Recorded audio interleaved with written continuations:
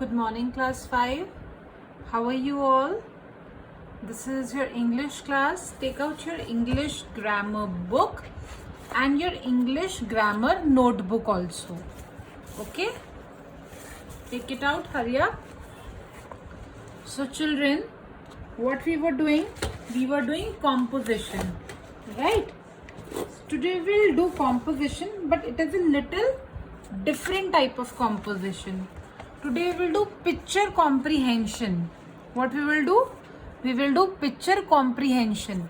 इसमें क्या है? इसमें there are few sentences and first we will read these sentences, we will understand them and then we will answer the questions related to these sentences. Okay, so take out page number 137. Take out page number 137 in your English grammar book. So children, this is a poem. ये एक poem है. What you have to do, you have to read this poem. आपको ये poem पढ़नी है and then you have to understand it and then इससे related कुछ questions है जिसके आपको answers देने हैं. इसे हम बोलते हैं picture comprehension. क्या बोलते हैं? Picture comprehension.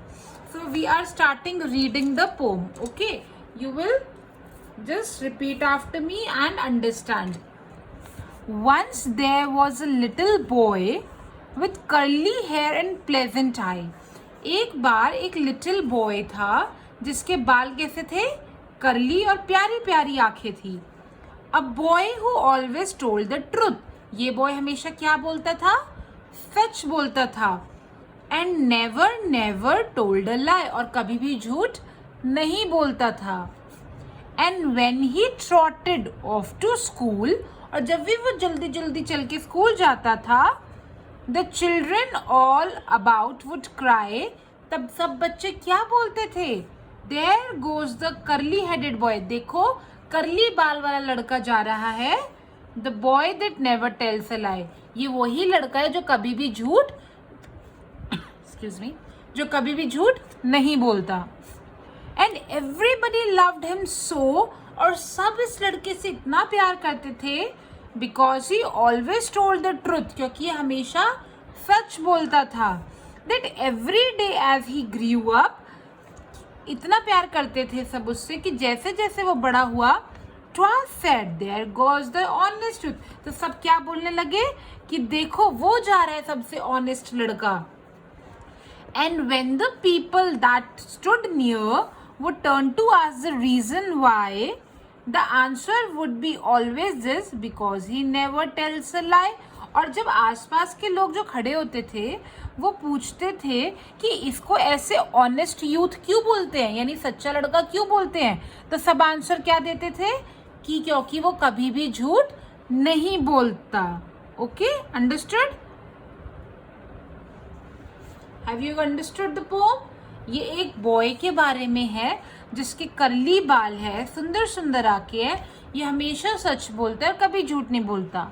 जब ये स्कूल जाता था तो सब बच्चे क्या बोलते थे कि देखो कर्ली हेडेड बॉय आ गया जो कभी भी झूठ नहीं बोलता. सब उससे प्यार करते थे क्योंकि वो हमेशा सच बोलता था. और जब वो बड़ा हुआ तो ट्वाइस उसे क्या कहते थे कि ये देखो ऑनेस्ट लड़का जा रहा है. और आसपास के लोग जब पूछते थे कि उसे ऑनेस्ट लड़का क्यों बोल रहे हो, तो आंसर क्या होता था? क्योंकि वो कभी भी झूठ नहीं बोलता. अंडरस्टूड? तो इसमें दो वर्ड्स रेड से लिखे हैं. इनका मीनिंग क्या होता है? प्लेजेंट का मतलब होता है सुंदर और ट्रॉटेड का मतलब होता है जल्दी जल्दी चल के स्कूल जाना. मतलब स्कूल जाना नहीं, जल्दी जल्दी चलना. ठीक है, ट्रॉटेड मतलब जल्दी जल्दी चलना. Understood? Now we will do the exercise of this poem. These are 6 question answers which are related to this exercise, which is related to this poem. So we will do this question answers. So take out your notebook, English grammar notebook.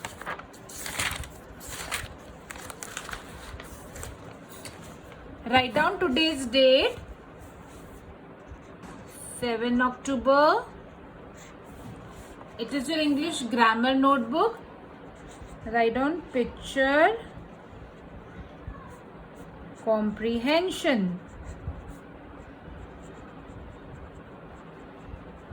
All right, do just like me. Write down page number 137, ताकि जब भी आप revise करें तो आपको पता हो कि आपने कॉम्प्रिहेंशन कहाँ से पढ़ा है, क्योंकि यहाँ पे तो हम सिर्फ क्वेश्चन आंसर्स करेंगे, तो कॉम्प्रिहेंशन कहाँ से पढ़ेंगे? बुक से. Okay, so write down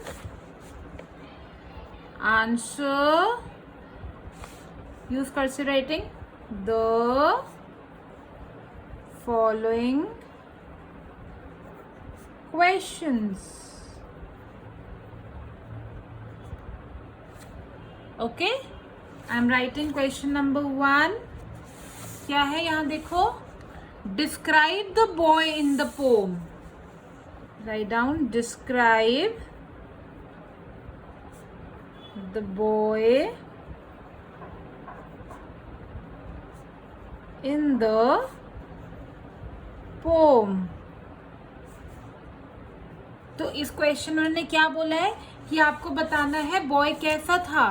so the boy had curly hair and pleasant eye and he always spoke the truth. Okay, कैसा था वो? उसके कर्ली हेयर थे और सुंदर सुंदर आंखें थी और वो हमेशा क्या बोलता था? सच. तो लिखो, the boy in the poem had curly hair,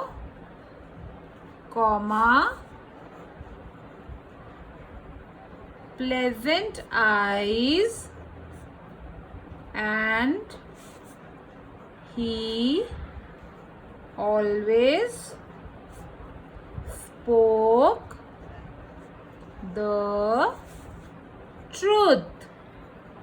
क्या बोलते थे वो? हमेशा सच बोलता था. Right it down, note down the answer. समझ आया पिक्चर कॉम्प्रिहेंशन क्या होता है?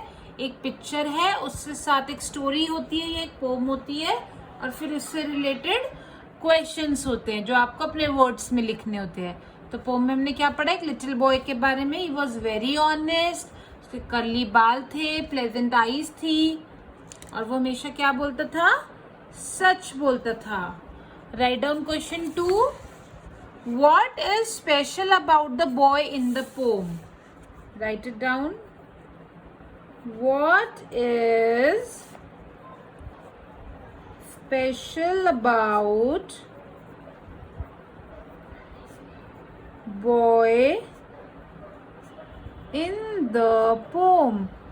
इस पोम में जिस बॉय की बात हुई है उसकी खासियत क्या थी? क्या खासियत थी उसकी?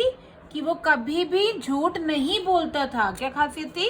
वो कभी झूठ नहीं बोलता था. That he never told a lie. The write down, special thing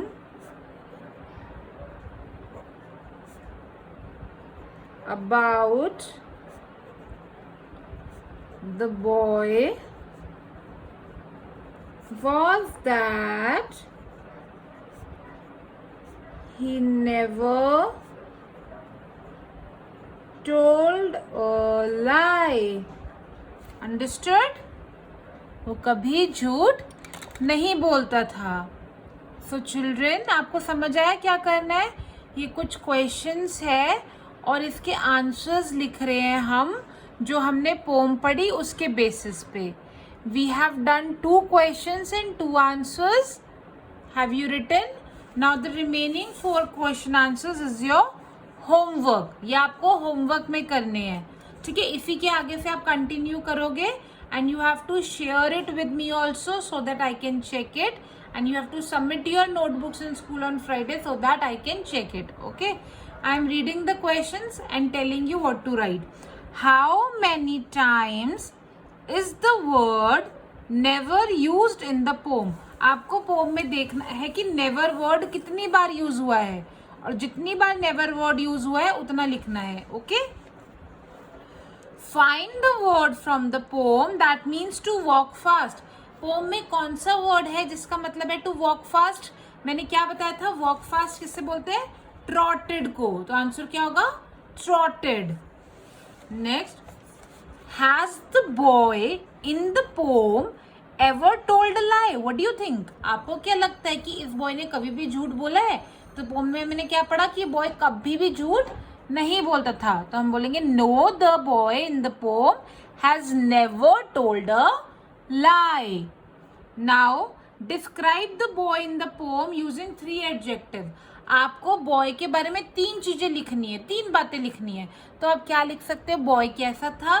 boy कैसा था? He was honest, he was cute, he was smart, he was little.